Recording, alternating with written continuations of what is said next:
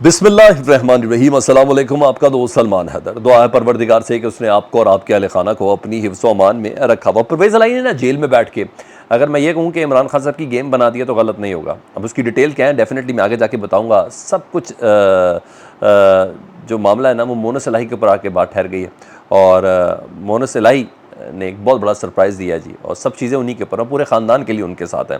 और इनके घर का एक भेदी है, उसने बाकायदा तौर पर लंका डाई, उसने प्लान ए भी बताया, प्लान बी भी बताया, प्लान सी भी बताया। Closest man to prime minister, जी हाँ, वो ये बातें कर रहे हैं क्योंकि दुबई अभी फाइनल नहीं है तो उसकी कुछ चीज़ें और दीगर अहम चीज़ें मैंने आपके साथ शेयर करी हैं। व्लॉग बड़ा इंटरेस्टिंग है तो इसको मुकम्मल देखिएगा और अगर पहली बार देखें तो चैनल सब्सक्राइब कर दें। तो सबसे पहले लेकिन मैं ज़रा बलूचिस्तान पे इत्तेहादियों के हवाले से ज़्यादा जानना चाहता हूँ। बलूचिस्तान हुकूमत ने मौजूदा हुकूमत को यानी मरकज़ को एक ज़बरदस्त किस्म का झटका दिया। आपको पता है ये इत्तेहादी हैं, अब्दुल कद्दूस बज़िंजो वो इधर के वज़ीर आला और बाप पार्टी वाले हैं। ज़ाहिर बात है बाप पार्टी ने बेटे बड़े बदले या बाप काफ़ी बदले लेकिन बदले ज़रूर हैं। तो हुकूमत के अहम तरीन इत्तेहादी और इस मौके पर इस तरह थ्रेटनिंग वर्ड्स और वो चीज़ें बड़ी मानी खेज़ हैं और इलेक्शन भी बहुत ज़्यादा करीब है। इस वक्त इत्तेहादियों की सबसे ज़्यादा ज़रूरत है लेकिन हाँ, अगर पीपल्स पार्टी तोड़ना चाहे तो लाने वाले भी वही थे, तो पीपल्स पार्टी की तरफ से एक सरप्राइज़ तो कहलाया जा सकता है लेकिन बात इनकी बड़ी मेरिट के ऊपर है। वज़ीर आला बलूचिस्तान अब्दुल कद्दूस बज़िंजो ने कहा है कि वफाक को कहा है कि हम आपसे खैरात नहीं मांग रहे, अपना हक मांग रहे हैं।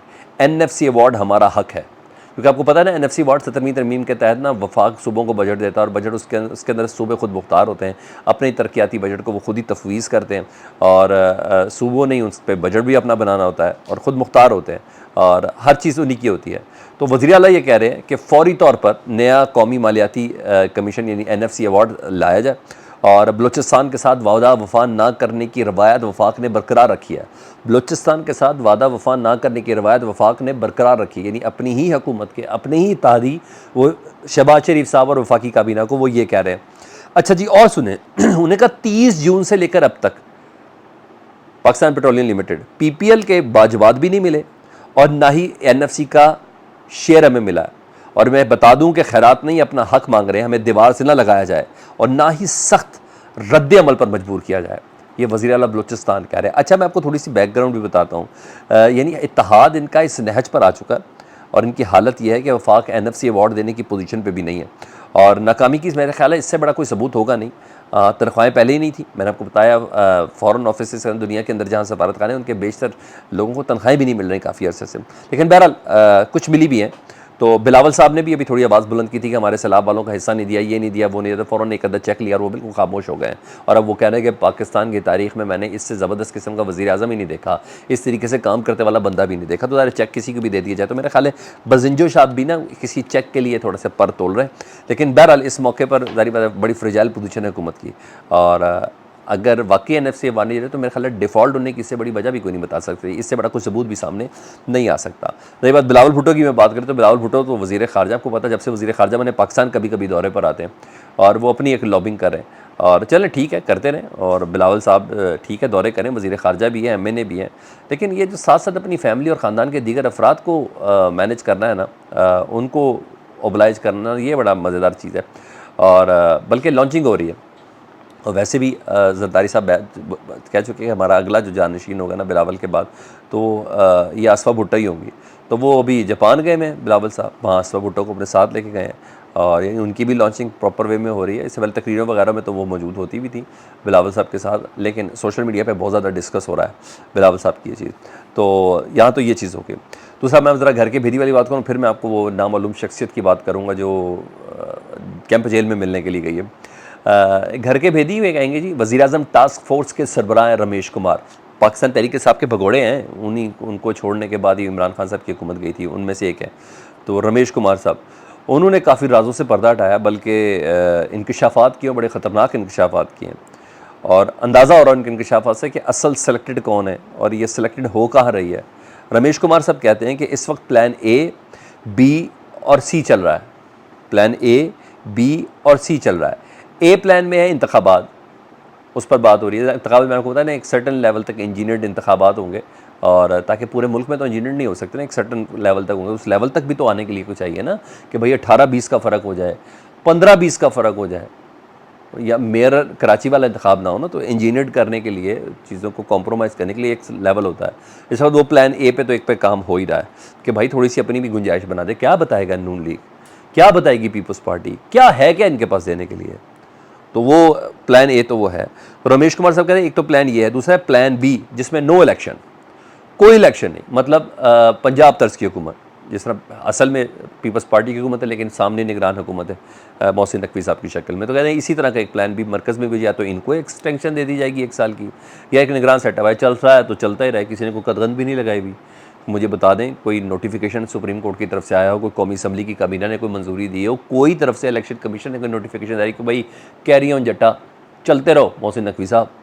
तो ऐसी तो कोई चीज़ भी नहीं चल रही थी। तो वो चल रहे हैं तो वो चल रहे हैं, हालांकि अकॉर्डिंग टू सुप्रीम कोर्ट ये सब कुछ गैर आईनी है।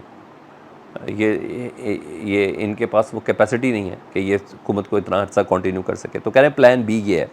और तीसरा है प्लान सी। उन्होंने कहा ये आप खुद समझ जाए, यानी प्लान सी में कह रहे हैं जमहूरियत नहीं होगी, नहीं बड़े आ जाएंगे बीच में और बड़े बड़े शानदार तरीके से, इस प्लान तक पर भी बात हो रही है। तो ये सब चीज़ें तो जिसकी बिना पर ये कहा जा रहा है।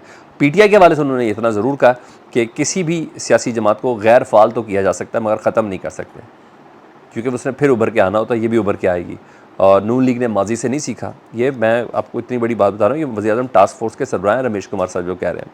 उन्होंने कहा नून लीग ने माजी से नहीं सीखा और अब बदले ले रही है।